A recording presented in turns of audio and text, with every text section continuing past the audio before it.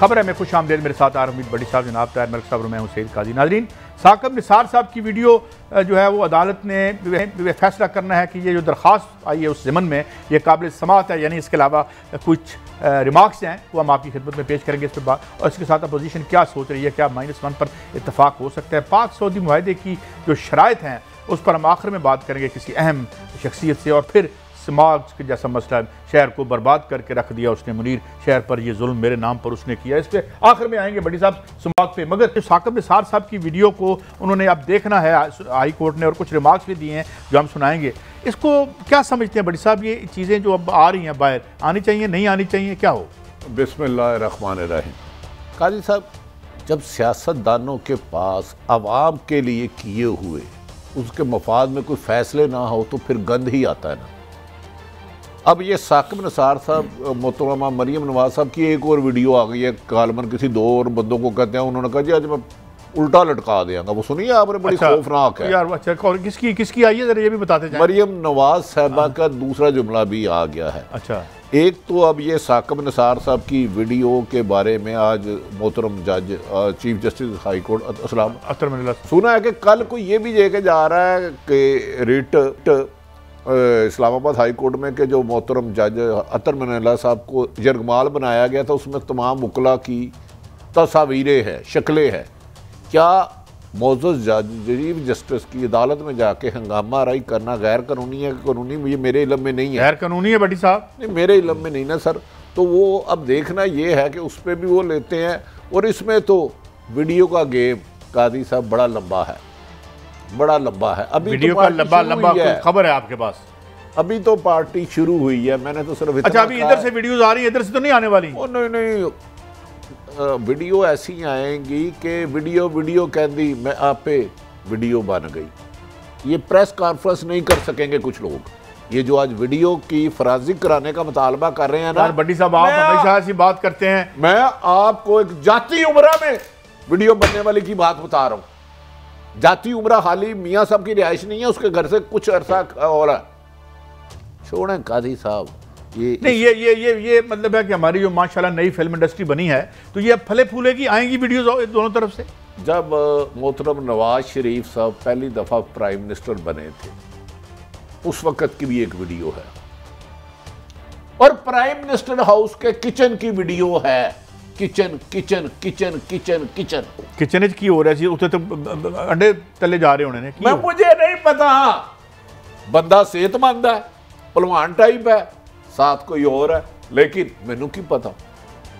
तो इसका मतलब यह है कि फिल्म इंडस्ट्री में अब मुख्तलिफ प्रोड्यूसर दूसरी तरफ से भी सरगर्म हो गए। आप समझते थे शाह नूर और दूसरा कौन सा स्टूडियो बड़ा, बारी स्टूडियो, शाह नूर स्टूडियो, एवरन्यू, वो उधर उनके डबल साड़ा भी स्टूडियो है। हाँ जी, वो डबल बहाल हो जाएंगी। आजकल तो उधर बंजर भैया मान है ना।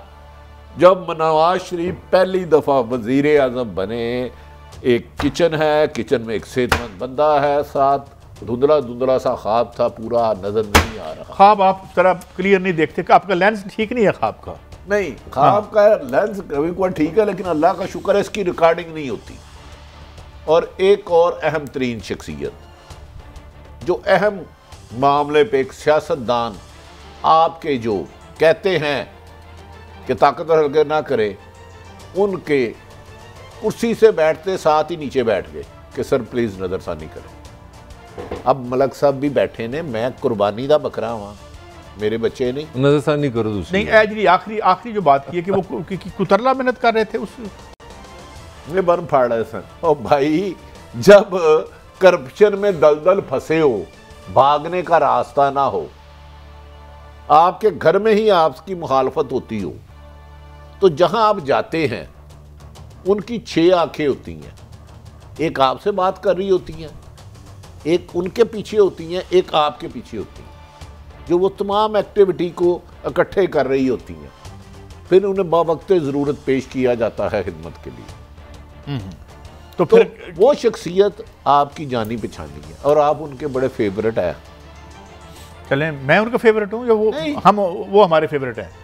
पता नहीं उन्होंने गालबन किसी को ये कहा था स्पीकर को मैं तेरे मुंह पे जूता मारूंगा, मुझे नहीं पता एग्जैक्ट, मुझे नाम भूल जाते हैं, मेरी मेमोरी आजकल थोड़ी सी वीक है। नहीं, ये बात तो हुई नहीं, ये तो वाकई ये वाकया हुआ ही नहीं था। मलिक साहब अब थोड़ा सा आप भी बीच में जरा मिर्च मसाला डाले ना, चुप करके बैठे हो, मेरा मतलब ये काजी साहब देखिए हम बड़ी देर होगी ये काम करते, इतनी तो अकल में आ जाती है। ऑनेस्टली हुकूमत हो अपोजिशन हो दोनों ये वीडियो खेल रही हैं और इसका सिर्फ मकसद है सियासी, ना ये पाकिस्तान की हुकूमत की तरफ से कौन सी पहले वीडियो आई है? ये तो अपना मरियम की वीडियो यार, ये भाई हु स्टार्टेड, कौन कर रहा है यार, हु स्टार्टेड? मेरी बात तो आप सुन लेना, फिर आप यार अपना डिफेंस कर लेंगे, मुझे बात करनी, आप करें जिनका defence. Let me finish first. मेरा कहने का मतलब है कि मेरे से कोई मुखलिस नहीं है, मैं तो अब छोटी छोटी बातें हैं कि आज पढ़ा था शुमारियात अपना हुकूमत पाकिस्तान को 19% तो आपकी जो अशिया खुर्दनशी महंगी हो गई है। जिस अपोजिशन को महंगाई बेचना नहीं आ रही, जिस अपोजिशन को अवामी मसाइल समझ नहीं आ रहे, पाकिस्तान के 5 शहर दुनिया के मोस्ट पोल्यूटेड है,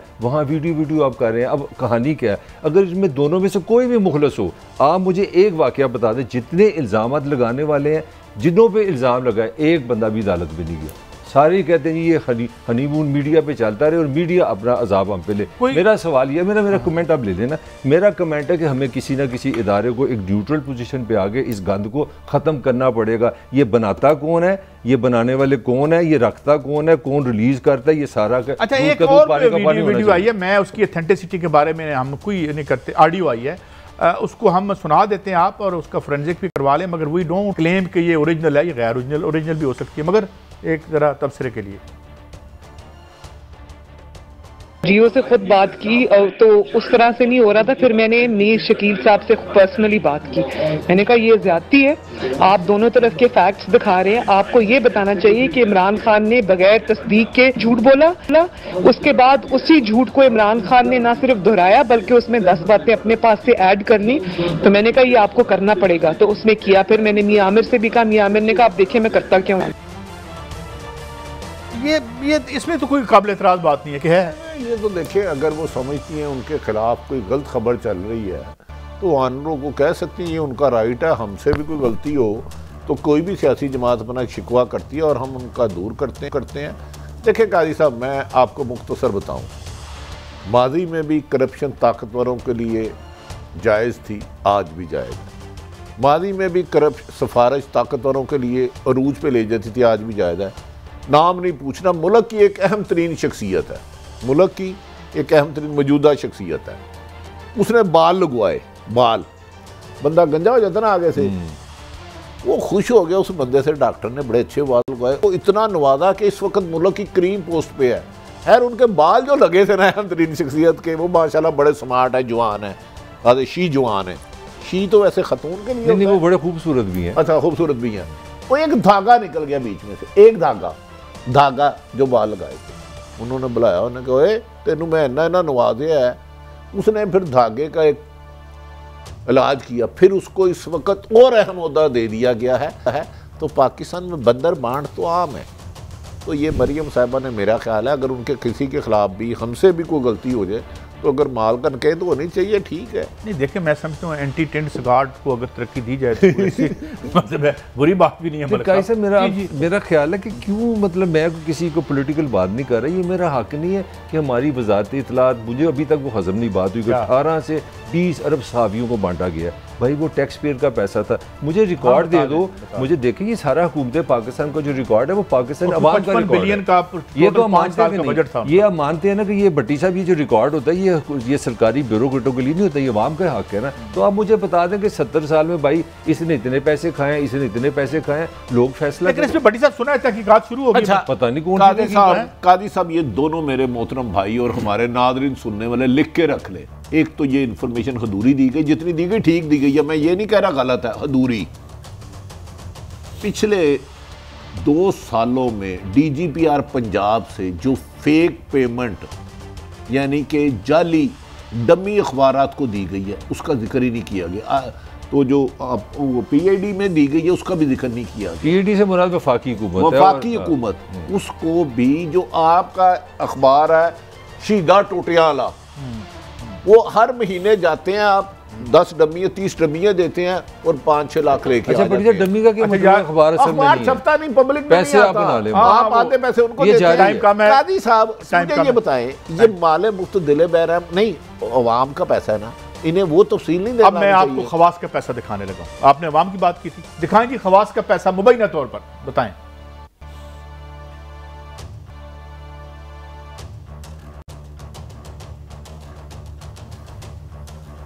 ये जी मुबैना तौर पर वीडियो आई है, इससे पहले पीपल्स पार्टी की भी आई थी और उसमें हल्फ लिया जा रहा है कुरान पे और 2000 रुपया पर वोट ये शनाख्ती कार्ड भी रखा जा रहा है। अब ये मेड अप है, ये असली है, ये नकली है, ये सरकार का काम है।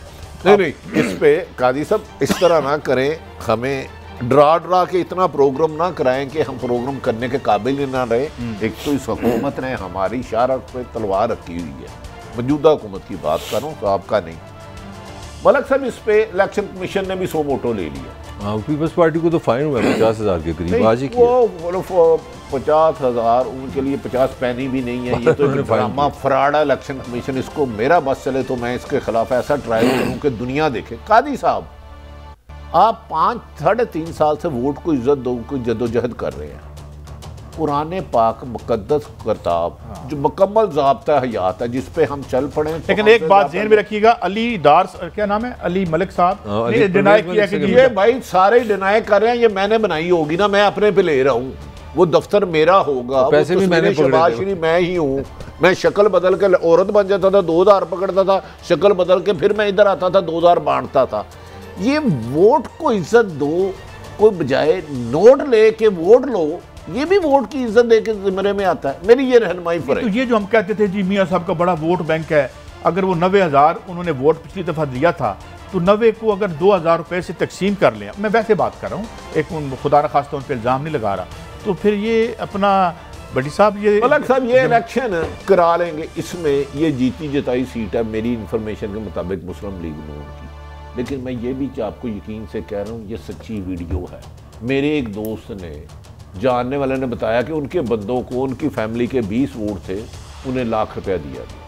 भट्टी साहब क्या जवाब है, एक खबर दे दूं, पीटीआई का वो उम्मीदवार कोई नहीं है, खबर जान के भागा वो। यार कौन सा ऐसा कैंडिडेट है जिसको अपने हलके के दो तजवीज़ गुंदा था, ताइज गुंदा नहीं मिला। अच्छा ये जो आपके प्रोड्यूसर साहब हैं तराब साहब, इन्होंने मुझे बताया इनके यहाँ जो लोग काम करते हैं, वहाँ सामने वो बेचारे बच्चे, वो गरीब लोग रहते हैं, तो उन्होंने कहा जी असी आज पिछले इलेक्शन की बात, असी आज नहीं आना, हमें मैं ये नहीं एग्जैक्ट नहीं पता पूछ के कितने बंदों पे एक मोटरसाइकिल मिला है, लिहाजा असी आज वोट पाने जाना तो साड़ी छुट्टी जे।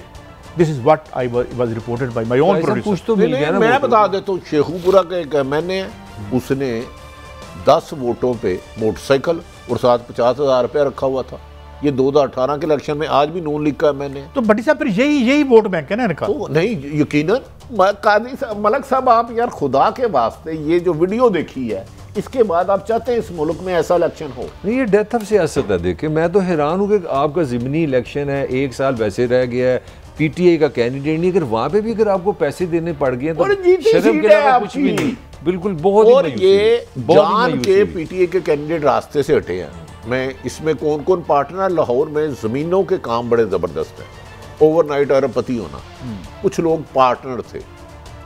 तो मुझे समझ में नहीं आती नून लीग को, यार जीते इलेक्शन में आप गंदगी का पूरी बोतल आपके पास दूध की और गंद का कतरा डाल दें, तो यार पैसे बांट रहे, शर्म अगर तुमको नहीं आती काबे किस। और भट्टी साहब आप ये कह रहे हैं कि आप इस वीडियो को ऑथेंटिक आपकी रिपोर्ट मेरे से मैं आपको और 4 दे दे तो 10 बंदे हल्फन आ जाएंगे इसी तरह जी ये है कुरान उठवाएंगे, मैं तो कुरान ना उठवाऊँ किसी से, चाहे पाए भी लग जाऊँ। ये शुरू से आता है। मेरा हल्का नवाज शरीफ का बाई हरका इस्लामपुर में मेरी पैदाइश है, उधर ओपन पैसे बांटते थे। दफ्तर खोलने का 2 लाख रुपया, रोज़ाना 10,000 रुपया, फिर वोट फी वोट के हिसाब से, फी खानदान के हिसाब से पैसे। वो ये कोई नई चीज़ है, इसे पकड़ना ही कोई नहीं चाहता क्योंकि वो बुराई नहीं समझते।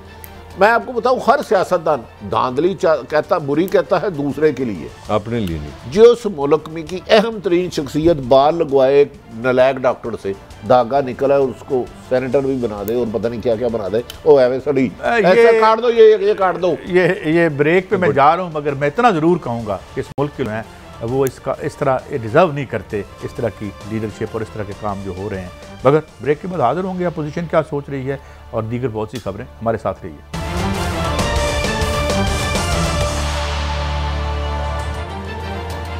Welcome back. बड़ी साहब, अब खैर से पहले मैं आपको एक शॉर्ट सुनवाता हूँ इमरान खान साहब का, फिर बात को आगे बढ़ाते हैं। सुनाएं जी। एक हालिया में सेमिनार हुआ लाहौर में, पाकिस्तान के सुप्रीम कोर्ट के जजेस बुलाए गए, लेकिन चीफ गेस्ट उसको बुलाया गया जिसको उसी सुप्रीम कोर्ट ने सजा दी। और सजा क्या दी? पब्लिक का पैसा चोरी करने की सजा दी, और वो झूठ बोल के मुल्क से बाहर भागा हुआ है। अब ये सिर्फ मैं अपनी कौम के सामने रखता हूँ, सियासी बात अब मैं नहीं कर रहा। जब आप बुराई को बुराई नहीं समझते, जब आप करप्शन को बुराई नहीं समझते, तो उस माशरे में मेहनत कौन करेगा? बटी साहब, मैं अब नो कमेंट, आप बताएं। देखें, मैं समझता हूँ इमरान खान साहब ने ठीक फरमाया। देखिए, एक सुप्रीम कोर्ट से सजा याफ्ता साहिब है, ठीक है 3 दफ़ा PM रहे, काबिल एहतराम है, आए सियासत से क्लियर हो जाए, मुकदमा तो क्लियर हो जाए, जो मर्जी करें दोबारा वज़ीर आज़म बन जाए। लेकिन इमरान खान साहब इन्हें ये कह रहे हैं कि इन्हें चीफ जस्टिस साहब को नहीं जाना चाहिए था, तो जो इनके दौर में हो रहा है वो होना चाहिए था। मुझे दीन की और दुनिया की वो किताब बताए कि पीपल्स पार्टी के दौर में होने वाली करप्शन हराम, मुस्लिम लीग नून के दौर में होने वाली करप्शन हराम, और PTI के दौर में जोरे बाजू दीदा दलेरी से होने वाली करप्शन और अख्तियार से तजावुज़ जायज़।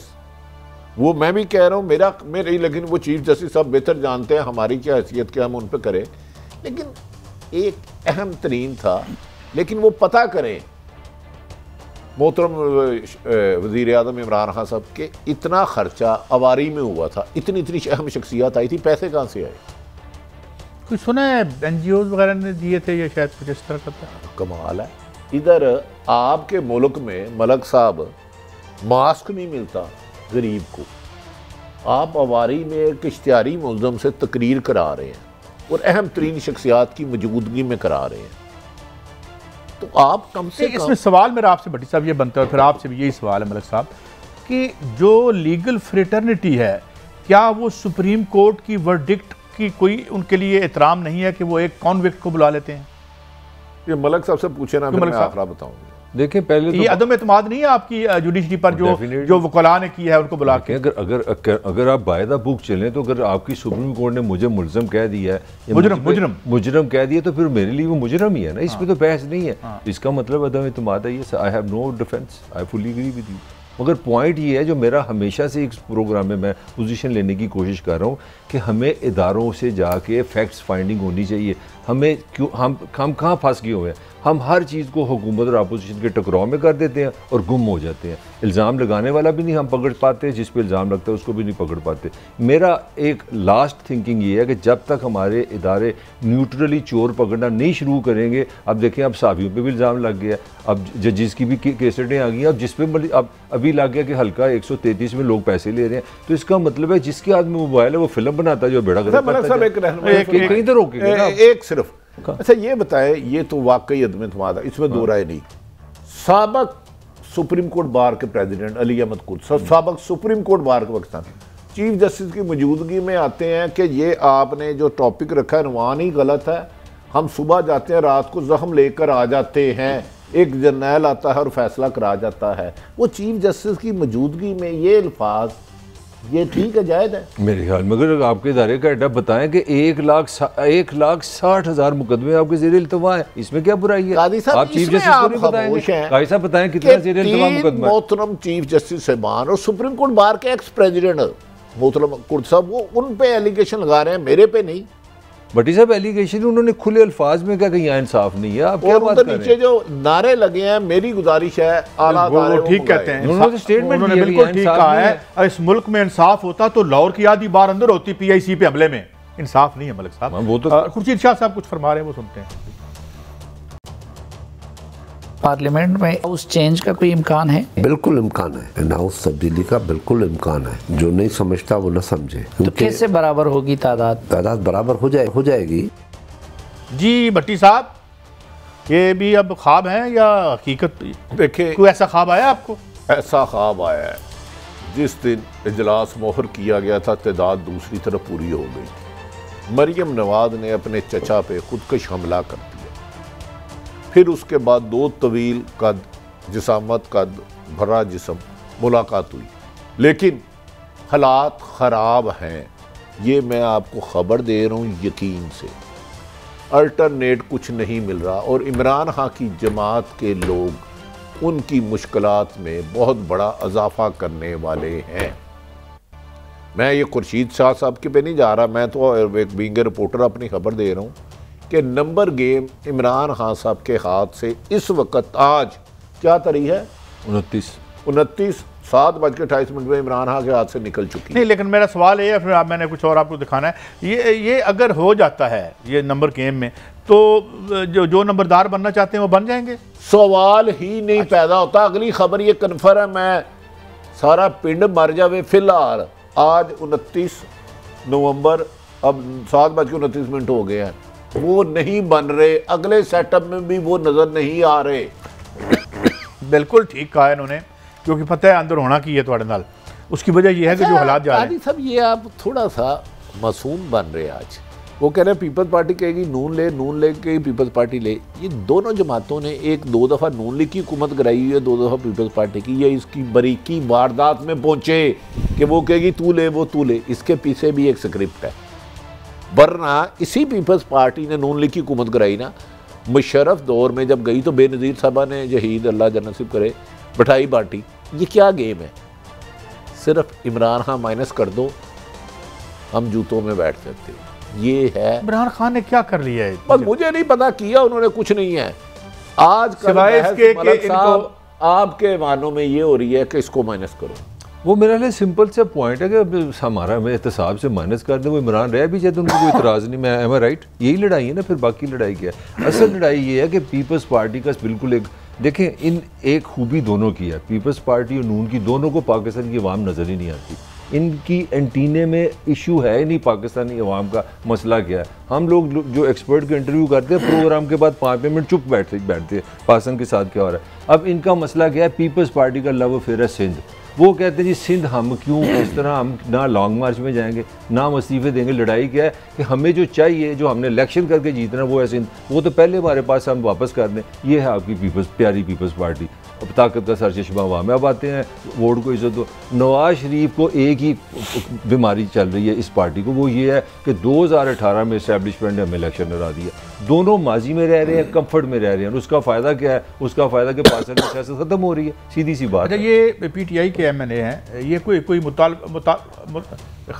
खबर है कि ताहिर सादिक साहब जो हैं वो ये कह रहे हैं जनाब के जो मिलियन ट्री है इसका ऑडिट करवाया जाए। तो ये भी मुझे लगता है कि अंदर कोई उनकी अंदर की जो इनसाइड बिकरिंग है लंबी है, वो तो बड़ी लंबी कहानी है। PTI की कहानी सुन ले तो वो पूरा प्रोग्राम खत्म हो जाए। अंदर इतने ग्रुप्स हैं, इतनी लड़ाइयाँ, पंजाब में, फेडरल में, हर जगह एक ही हाल है। कोई पोलिटिकल पार्टी ऑर्गेनाइज नहीं है। सहारा देने वाले आधा मिनट हो ना पीछे, एक दिन चलो 24 घंटे तो ये कहानी पुरानी हो गई। तो इसका मतलब भट्टी साहब कि कोई हम ये जो तीसरा दौर हमारा डेमोक्रेसी का चल रहा है, इसने कोई स्ट्रेंथ नहीं किया, कोई इदारे शिदारे, इसने डेमोक्रेसी को बदनाम किया है, इसने कमजोर किया है, इसने रुसवा किया है। और 5-5 साल सब आप ये हुकूमत, मुझे नहीं पता 2023 में इमरान जीतता है, जो स्कैंडल आएंगे ना लोग मुंह छुपाते फिरेंगे, वो कहेंगे वाकई तब्दीली आई। भट्टी साहब चाहे स्कैंडल हो या चाहे वीडियोज हो, 2 बातें आपने की हैं, दोनों से मुंह छुपाते फिरेंगे लोग। बिल्कुल, देखे जब सच क्रॉस दी बोर्ड आना शुरू हो गया, वो ये ना कहे कि आरब इंदबट्टे की चोरी जायद और कादी की गलत, तो फिर बहुत तख्त उछाले जाएंगे, ताज गिराए जाएंगे और बाहर रहने वाले पाकिस्तान आएंगे भी नहीं। इतने खौफनाक। भट्टी साहब ये मिनी बजट पास हो रहा है मलिक साहब?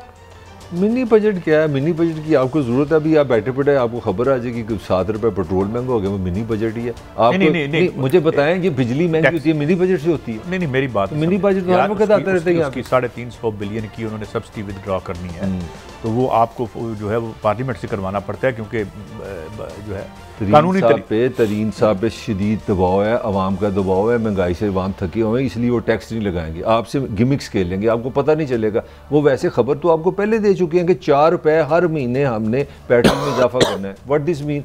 हर महीने मिनी बजट काजी साहब आप समझदार आदमी है, आप मिनी बजट को आप नहीं समझेंगे तो नहीं, मैं अगर ये पास ना हुआ तो फिर गवर्नमेंट तो खतरे में जाएगी। नहीं, वो पास तो करा लेंगे, उसमें आ जाएगा, आप पास करा लेंगे, हेडलाइन मिल जाएगी। जिन्होंने पहले कोई कराया टैक्स नहीं था, लगाएंगे। जो पहले गवर्नमेंट चला रहे हैं वो चाहेंगे तो इमरान खान साहब 23 तक रहेंगे, वरना इमरान खान साहब ने ना अपनी हुकूमत चलाई है ना चला रहे हैं।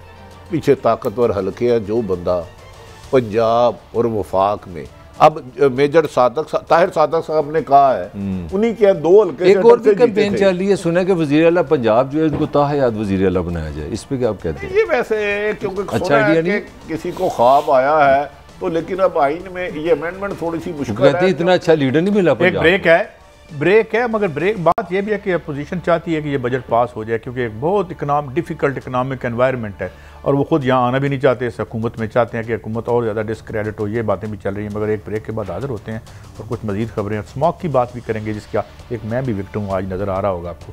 तो इससे ये क्यों हुआ है ऐसे, किसने बर्बाद किया हमारे शहरों को, ब्रेक के बाद। वेलकम बैक नाज़रीन, हमारे साथ हैं डॉक्टर इशफाक हसन खान साहब, मारूफ मिशदान भी हैं और एक बहुत बड़ी यूनिवर्सिटी भी उसको टेक केयर करते हैं। मैं thank you very much doctor साहब, आपने हमें वक्त दिया। मैं आगाज़ करता हूँ, ये जो 3.8 ये जो हमने $3 बिलियन का $4.2 बिलियन का सऊदी कर्जे का पैकेज है, इस पे प्रेस और लोग कह रहे हैं कि हमने अपनी कंप्रोमाइज़ किया है, अपनी जो एक सॉवरेनिटी है, जो शराइत हमने मानी है, जो आप जानते हैं। डू यू थिंक, और आप समझते हैं कि ये लोन जो है स्टॉप गैप अरेंजमेंट हमें नहीं करना चाहिए था और कोई और तरीका अख्तियार करना चाहिए था डॉक्टर साहब? नहीं, अगर हम सऊदी अरब से हमारे बड़े एक स्पेशल ताल्लुकात हैं, काफ़ी बिरादराना ताल्लुकात हैं हमारे, और हम हरमैन शरीफैन की वजह से हमारे ख़ास रिश्ता है सऊदी अरब से, तो वो सऊदी अरब हमें माजी में भी हमारी हेल्प करता रहा है, और इस मरतबा भी चूँकि हम ज़रा हमारे हालात ठीक नहीं हैं, तो फिर मेरे ख्याल में प्राइम मिनिस्टर ने बातचीत की थी अपने पिछले दौरे में, तो वो वहाँ पर ये तय पाया कि $3 बिलियन जो है स्टेट बैंक में हम आपकी जमा करा देंगे, और $1.2 बिलियन के तेल जो है हम आपको डिफर्ड पेमेंट के बेसिस पे देंगे। तो ये एक तो ये है कि we should be grateful to Saudi Arabia कि हर डिफ़िकल्ट टाइम पे वो हमारे साथ खड़े हो जाते हैं। लेकिन अच्छा ये होता कि इनकी शराइत जो है पब्लिक में ना आती। बहुत सारी चीज़ें जो होती हैं 2 हुकूमतों के दरमियान में होती हैं, और वो ज़्यादा पब्लिक पे नहीं आता है कि किस बेसिस पे हमने लोन लिया है, क्या किया है। ये इतना इसकी पब्लिसिटी नहीं होती है। अनफॉर्चुनेट है कि ये पब्लिक में आ गया, और उसके जो अल्फाज वगैरह हैं वो ज़रा इंसल्टिंग किस्म के भी हैं, और ख़ासकर हमें बड़ा दुख हुआ इसलिए भी कि चूँकि हमारे ताल्लुकात बहुत अच्छे हैं सऊदी अरब से, तो इसलिए जब लोगों ने उनकी उसमें जो टर्म्स एंड कंडीशन में जो अल्फाज हैं उससे उन्हें थोड़ी सी तकलीफ ज़रूर पहुंची है, जिसका वो इजहार कर रहे हैं। अच्छा होता कि ये चीज़ें बाहर ना आती, लेकिन अब आ गया है तो अब क्या किया जाए। लेकिन ये है कि इस किस्म के शराइत बहुत कम मैंने अपने कैरियर में देखे हैं कि जब कोई इतना करीबी बिरादर मुल्क जो है अगर हमें लोन दे, तो इस किस्म के शराइत बहुत सारी चीज़ें ऐसी हैं जो ज़रूरत ही नहीं थी। मैं जो अब तक आई है बाहर शराइत, क्योंकि मैंने एग्रीमेंट को देखा तो नहीं है, लेकिन जितना मैंने लोगों से सुना है और जो सोशल मीडिया पे चल रहा है उसमें एक दिया हुआ है कि जी अगर आप IMF से निकल गए तो this will be treated as default. तो अब आप सोचें कि हम तो पता नहीं 1950 से हम IMF के मेंबर हैं, तो हम क्यों निकलेंगे वहाँ से, और आज तक तो हम कभी निकले नहीं है, ना कभी किसी ने सोचा है निकलने का। तो आई डोंट नो कि ये IMF से निकलने का है या IMF के प्रोग्राम से निकलने का है, ये मुझे क्लियर नहीं है। अगर ये IMF से निकलना है तो ये मेरे ख्याल में रिडंडेंट थी। कभी कोई मुल्क जो एक मेंबर है IMF तो IMF से निकलता नहीं है, तो अगर ऐसी शराइत डालने की जरूरत ही नहीं थी। जब बिस्मिल्लाहिर्रहमानिर्रहीम। डॉक्टर साहब, नहायत अदब एहतराम से हरमैन शरीफैन की वजह से सऊदी अरब हमारे दरीना बरादराना ताल्लुकात हैं, वो हिमालय से ऊंचे हैं, समुंदर की गहराई से नीचे हैं।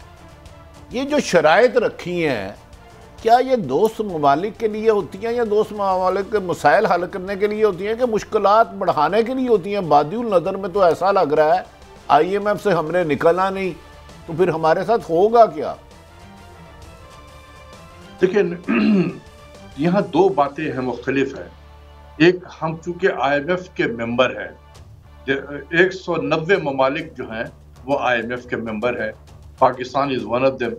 और हम जब से पाकिस्तान बना है उसके 1-2 साल के बाद से ही हम IMF के मेंबर हैं, तो वहाँ से निकलने का तो कोई सवाल ही नहीं पैदा होता है।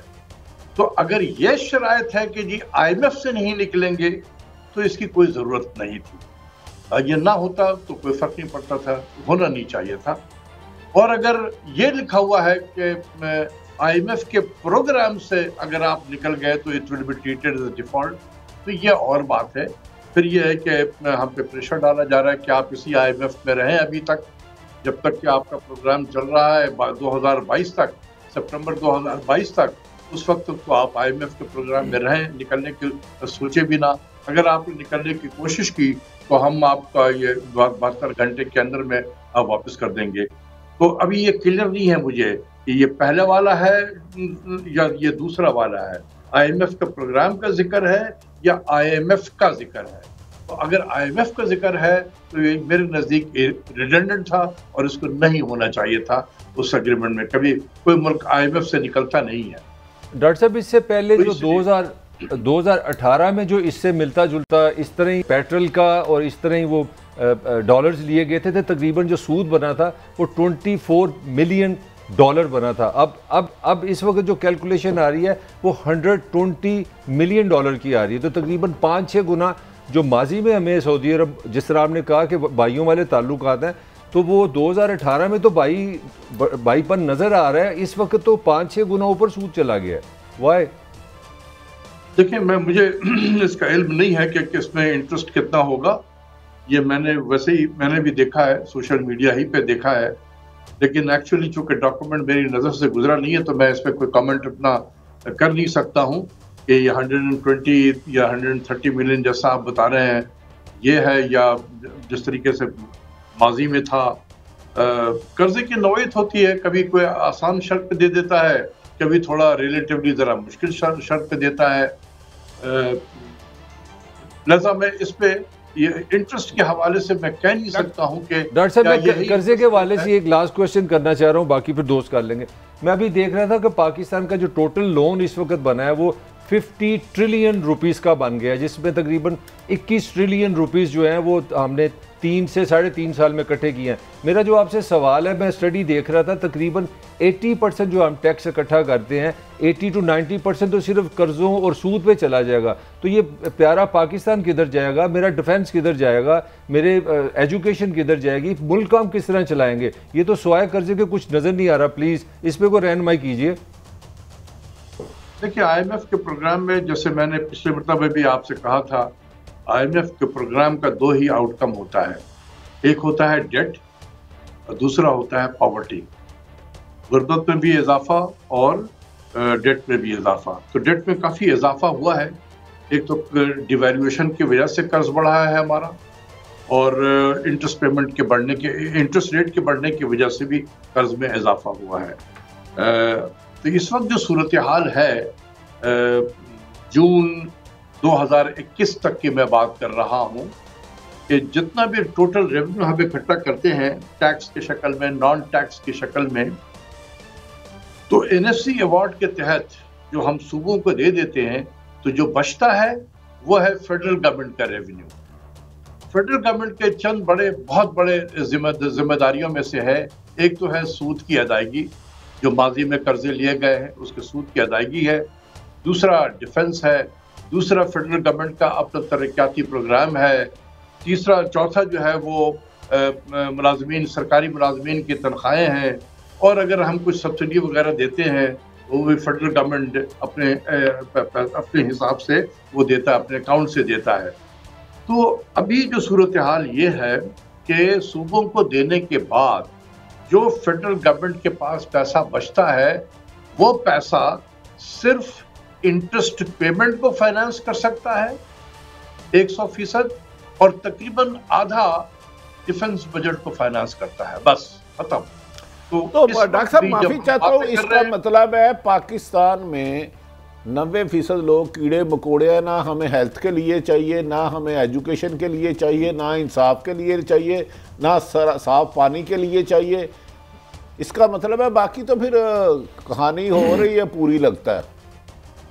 देखिए ना, अभी भी जैसे मैंने कहा कि 50% जो हमारा डिफेंस बजट है वो बोरोड रिसोर्सेज पे है।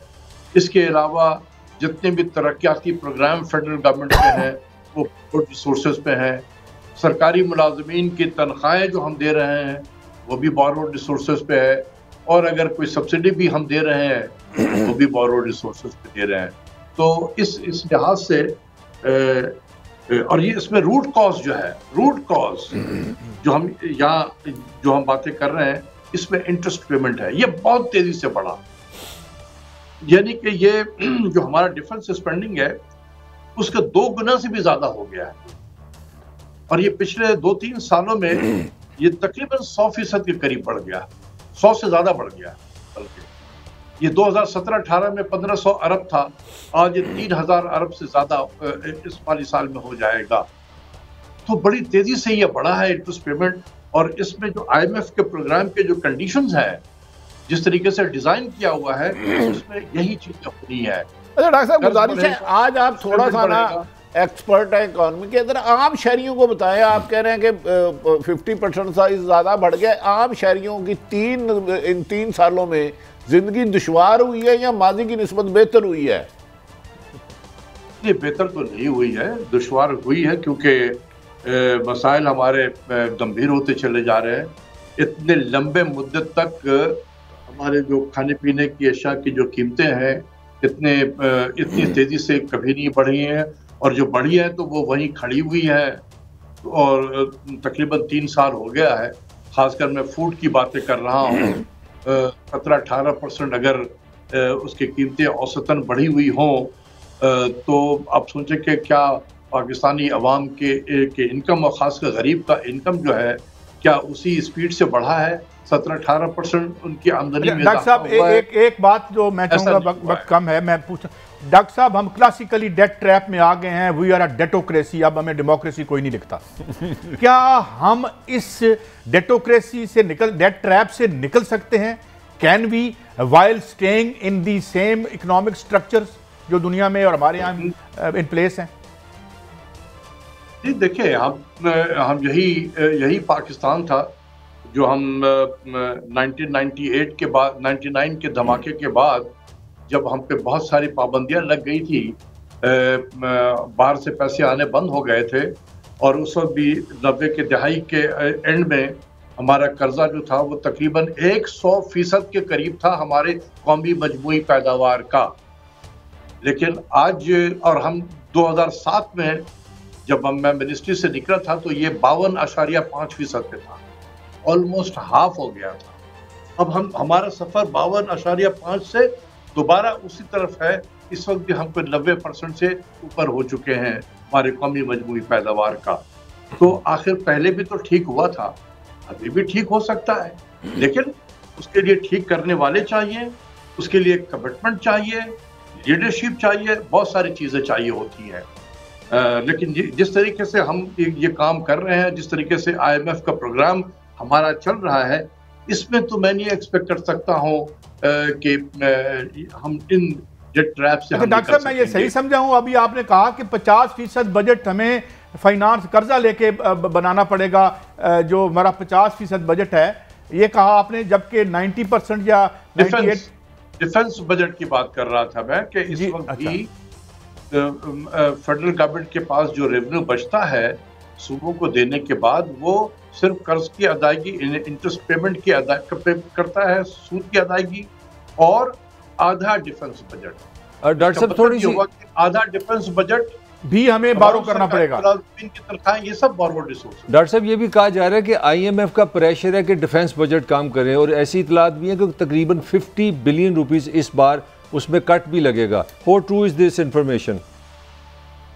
देखिए अभी ये I am not privy to this information, लेकिन ये इस वक्त जो कुछ भी हो रहा है पाकिस्तान की मईशत में, उसका एक ही टारगेट है, और वो टारगेट है कंट्रीज डिफेंस बजट।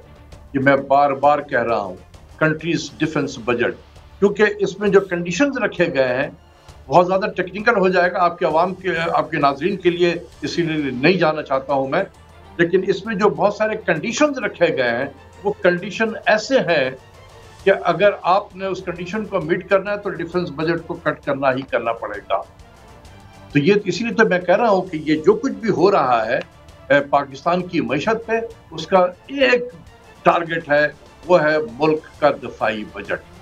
इसको किसी तरीके से कमज़ोर कर दो। देखिए जब पाकिस्तान की मईशत कमज़ोर होगी तो उसका जो नेशनल सिक्योरिटी है उसमें भी उसके असरात होते हैं। अच्छा डॉक्टर साहब, मेरा लास्ट क्वेश्चन है कि IMF ने यह भी दबाव डाला है, उन्होंने कहा ये जो 40 बिलियन 40 अरब रुपए की बेज़ाब्तगियों की इतला है, हमारा जो वज़ीर आज़म इमदादी पैकेज था कोविड पे, तो वो कह रहे हैं इसकी भी हमें डिटेल दें और इसको भी पब्लिक करें। ये इससे पहले भी इस तरह कोई एविडेंस है कि IMF इस तरह पूछ सकती है आपसे?